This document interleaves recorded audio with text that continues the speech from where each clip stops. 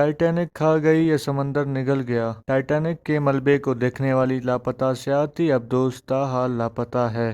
دو پاکستانیوں سمیت کسی بھی سیاح کا ابھی تک کوئی بھی سراغ نہ مل سکا۔ ٹائٹینک کی زیر سمندر باقیات ملبے کی سیاحت کے لیے جانے والی ابدوز کا اس کے ملبے پر پہنچنے پر بھیجا گیا سگنل آخری ثابت ہوا، جس کے بعد ایمرجنسی ڈکلیئر کر دی گئی۔ ابدوز میں اس کا کپتان ارب پتی، برطانوی بزنس مین ہمیش ہارڈن اور دو پاکستانیوں سمیت 4 سیاح سوار تھے۔ میڈیا رپورٹ کے مطابق ابدوز کا آخری رابطہ GMT کے مطابق اتوار سپہر 3 بجے ہوا۔ اس وقت یہ ابدوز ٹائٹینک کے ملبے کی عین اوپر تھی۔ خطرناک سمندری سفر کا اہتمام کرنے والی کمپنی اوشین گیٹ سبمرین رابطہ ختم ہونے پر ریسکیو ٹیموں کو ابدوز کی تلاشی کے لیے ایمرجنسی ڈکلیئر کر دی۔ امریکی کینیڈین ایجنسیوں کی معاونت کے باوجود تاحال ابدوز کا سراغ نہیں لگایا جا سکا، جبکہ ابدوز میں آکسیجن کا 96 گھنٹے کا ذخیرہ ختم ہو چکا ہے۔ لاپتہ ابدوز میں سوار پاکستانی باپ بیٹے کا تعلق پاکستان کے امیر ترین فیملی میں شمار کیا جاتا ہے۔ خاندانی ذرائع نے اس بات کی تصدیق کی ہے کہ اوشین گیٹ